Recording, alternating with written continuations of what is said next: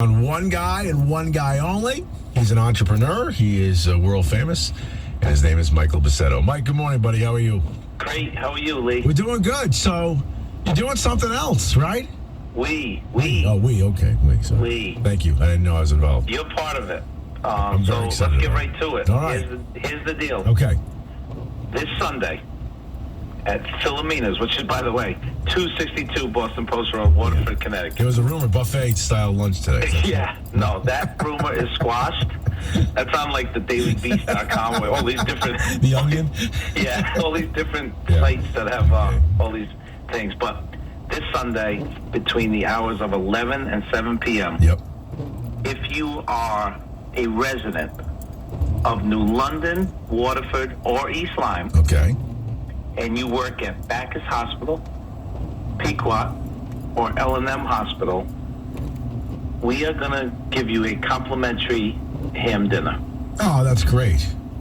That's nice. And it's not at Philomena's. You will take it, you will pop the trunk. Right. We will set the package in your car. Like the old days. Like the old days, like the bootlegging days. Exactly, the bootlegging days. Yeah. So, again, the way for people to sign up that are employed by these, businesses is to go to Philomena's at sbcglobal.net. Again, Philomena's at sbcglobal.net, and they can ask any questions as well. But we just thought, myself, Cactus Jack, and many personal people and businesses, that we needed something to look forward to in these times.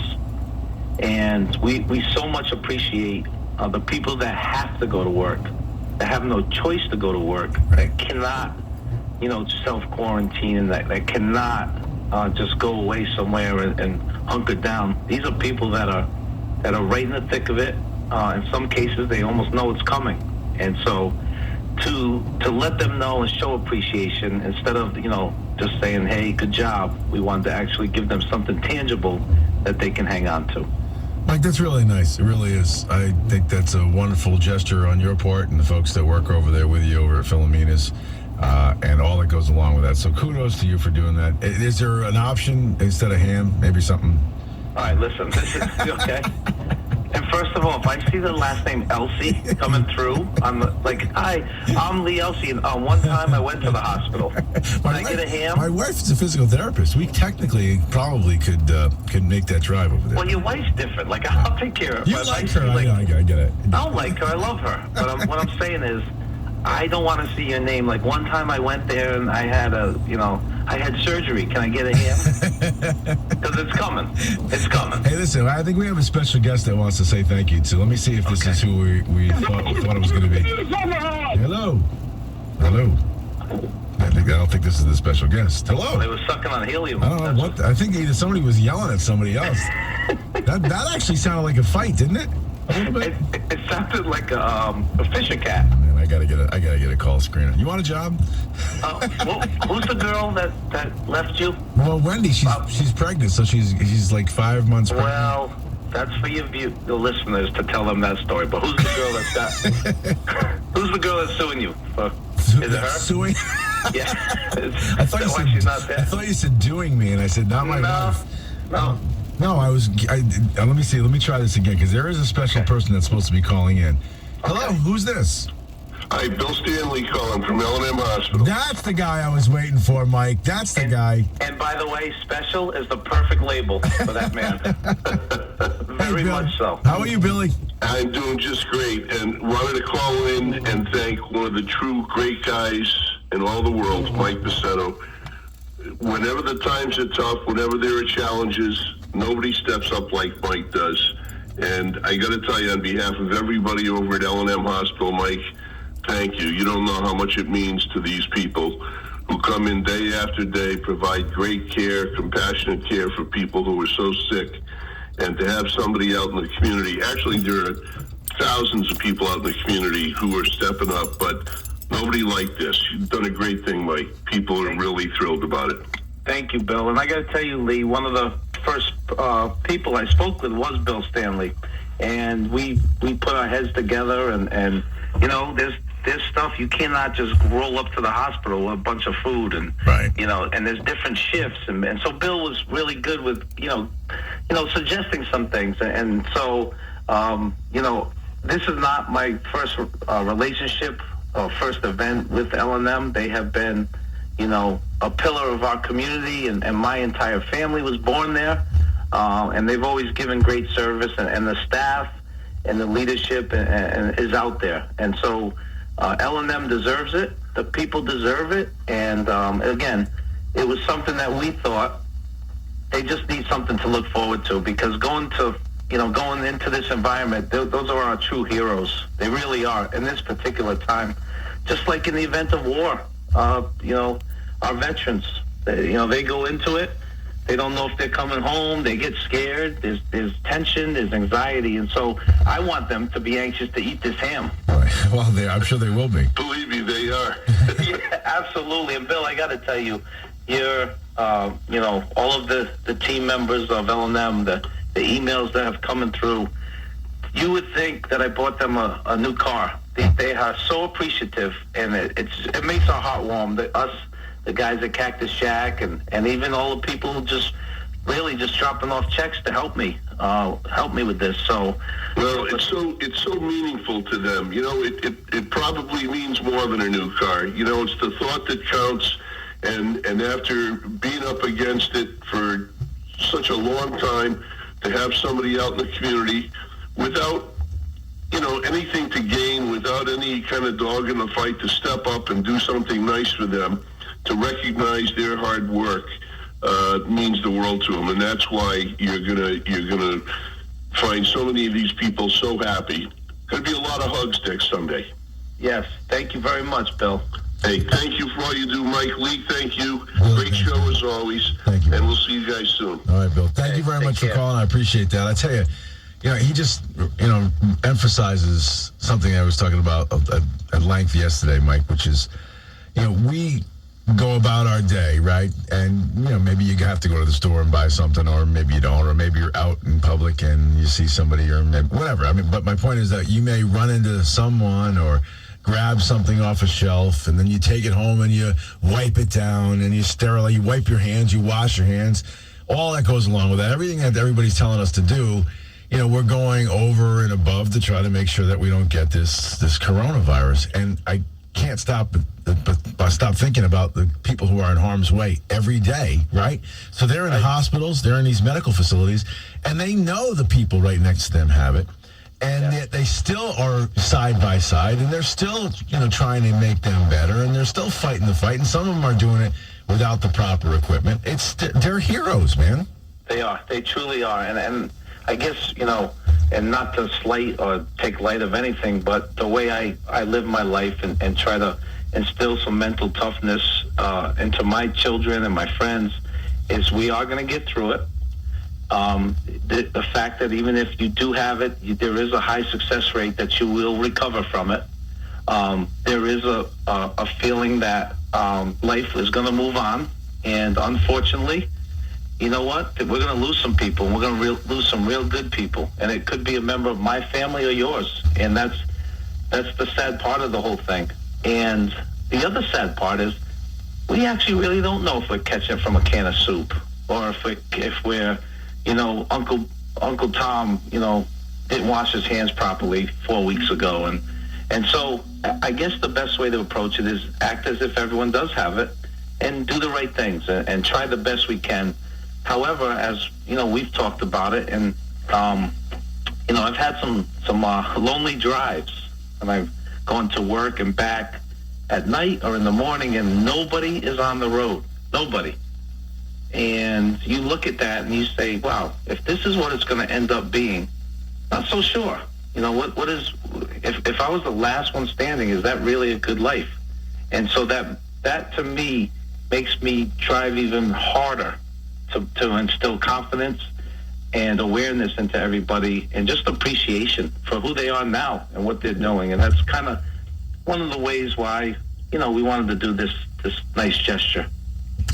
Mike, we were talking again a little bit on, I think it was Sunday, we were chatting about some of this stuff, and now your business, like everybody else's business, is really taking a beating, and some folks aren't going to be able to survive this, no matter how much they get as far as assistance from Uncle Sam and how much they've scrimped and saved, and their margins are just too slim, so they're going to fall to the wayside. What do you think is going to happen to fill that vacuum? I was thinking about this the other day. We didn't talk about this when we were talking the other day, but eventually, businesses will die because of this. There's no question about that, and people will lose maybe their homes, and people will lose their cars. Because if this goes on into June and July, which some folks are expecting, I don't know if the government can prop folks up that long, and they may lose stuff. And businesses certainly may fall by the wayside. But usually what happens is if a business fails, someone comes in and fills that vacuum. What do you think about that? I think at some point in time, we're going to have to use every precaution we can, whether they be sneeze guards and people wearing gloves and so forth. Different times of certain people with certain health conditions going out. It's going to have to get back, to life. And because truly, you see what the stimulus is doing. They're trying to get money in people's pockets. The government cannot keep doing that because truly, it's our own money. It's our taxpayer money. We've earned it. We worked for it. We give a certain percentage to the government, and then they're the stewards of the money. But if there's no money being made, then we got a serious problem. So I think basic staples, I hope people are really good to their friends and neighbors. I hope that they realize now's not the time to get in trouble and flood the court system. I hope there's an appreciation for life, and that someone has a roof over their head, and someone has enough food to eat. After that, and this is if there's a prolonged quarantine, after that, there's not going to be money for trips. There's not going to be money for camps for kids. There's not going to be money to go shopping. That's why all the stores are closed. You're going to see, basically living in the simplest terms. Obviously, some people will make it through. They have enough money, some of the star athletes and some of that. But if there's no fans going to the games anymore, if there's nobody, buying T-shirts or memorabilia, then all those incomes are going to drop as well. So I think if I was in charge, if God forbid somebody put me in charge, but I would start slowly. And, if they've targeted the data, and they'll have more data in the next probably month or so. If the age group is 65 or 70 and over, then they may have to say, listen, you can't, you've got another 3 weeks, or you can come out between the hours of 8 and 9 a.m. This way, everything was sanitized the night before. And then, maybe put some limitations on movement.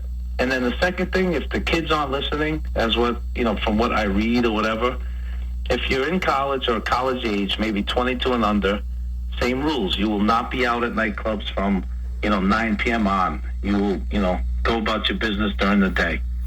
And just kind of start plucking away at some different thoughts to get it moving, but not be careless. Because truthfully, between the ages of 22 or 24 and 64, if you're healthy, if you seem to have no symptoms, which now they say you could have it, but have no symptoms, well, that could be anything. Who knows? I mean, I'd have friends who have high blood pressure. They never knew it, and things happen.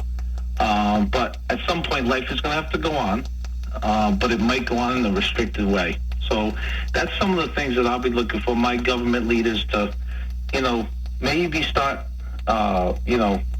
putting some restrictions on people that they've seen, and then let things start filtering in again. Now, if businesses have certain restrictions, you need a piece of acrylic in front of your customer and so forth. That's great. Let's put it in and let's get back to business. I'd rather do that and make the improvements. If it costs $5,000, wonderful. But I don't want it to be shut down or be, closed for 3 months, which will cost you $100,000 and lead to much more worse things. Mike, let me grab a call. Someone's been waiting a little while. See who it is. Good morning. You're on with Mike Buscetto. Who's this? Hi, this is Mike. Hey, Mike, how are you? You're on with Mike Buscetto. I'm the great orator's dad. What's that? I'm the great orator's dad. Oh, you're the great orders, Dad. How are you, buddy? Good. How you doing? Good, man. What's going on? I was just wondering. I was listening to Mike this morning, and is there any way the public can donate? Mike, did you hear that? Yes, Mike. So there's a few ways. In addition to what we're doing for L&M and Bacchus and Pequot, we're also collecting coloring books and crayons and crafts for Safe Futures, which is, the domestic violence, the go-to agency for domestic violence victims. And so there's 54 children up to teenage years that are basically, in quarantine, and they're running out of crafts and things to do. So we're accepting that. 2, the Waterford Youth and Family Services, which is actually helping other towns as well. We're collecting personal hygiene items. Contemporary Dentistry just dropped off to Philomena's 150 toothbrushes and 150 tubes of toothpaste. So we're doing that. And then, if there's anything that you want to do that I have not mentioned, feel free. And my email, the best way to reach me is philomenas@sbcglobal.net. You might even have some different ideas. Can people just drop off money, Mike, or no? Yeah, you can drop that to Philomena's. That's fine. We're there every night from 4 to 7. We do just like the takeout only. So I do have a large banquet room that I just kind of put some stuff in, and we make sure it's sanitized, and then I get it over to the agencies, because most of the agencies and town halls are closed. So I've kind of been the little conduit between the public and the all the pantries, etc. That's really nice. Thanks for stepping up, Mike. All right, thank you, Mike. Hey, Mike, thanks for calling in, buddy. I appreciate it. Thanks. All right, you too. Be safe out there. Mike, I'm out of time, man. Any last things you want to tell everybody, or as we head out the door? No, I just say, you know what? Be strong. Think of what's important. Family, friends, and have that inner faith and fortitude that we're going to get through this, and be considerate of people's space. If you see something and you think it's not right, just back up a step. And if you feel like you're good to go, help somebody, and just help them from a distance. So, Lee, I appreciate your time, because you are part of this, of everything I've ever done. You've always given me the opportunity to share information and also have a laugh as well. It's always great. Yeah, but you always do a great job. Anytime, anything you need. And by the way, one last time, tell everybody if they want to get involved in this, like on Sunday, if they're at work, or where do they go? They just show up? They got to call? What's going to happen is, if they are an employee of L&M, Bacchus, or Pequot, between the hours of 11 a.m. and 7 p.m., due to different shift changes, they're just going to pull into Philomena's, which is 262 Boston Post Road in Waterford, and they'll just pull in and pop the trunk. We're going to set it in the trunk, and they're going to drive off. All right, but they need to call and do a reservation first? I do have a list, and the list is growing. And it's only the first, I shouldn't say only, because 250 people. Wow. And so, some people could be, left out. And again, it's the first 250. That's the only way we could do it. Right. But in the event, and I have to tell you, it wasn't easy finding 250 hams. I bet you it wasn't. All right, I'm not telling you, but I got connections. Okay? Yeah, I got you. And they're good hams. They're not like, you know what I mean? It's not like stuff you'd buy for everybody. Oh, here's a half a ham, lady. Good luck. Yeah, thanks. Okay? They'd get spam with me. They're like 3.5 pound hams. So, okay? Yeah. It's like the cartoon, spam. Yeah. Great. Mike, great job. I got to run. Thank you, pal. All right, take care, Lee. Mike Buscetto, good stuff with him. We got to go. We'll be back. Bottom of the hour. Kendra Becker-Musanti will join us next.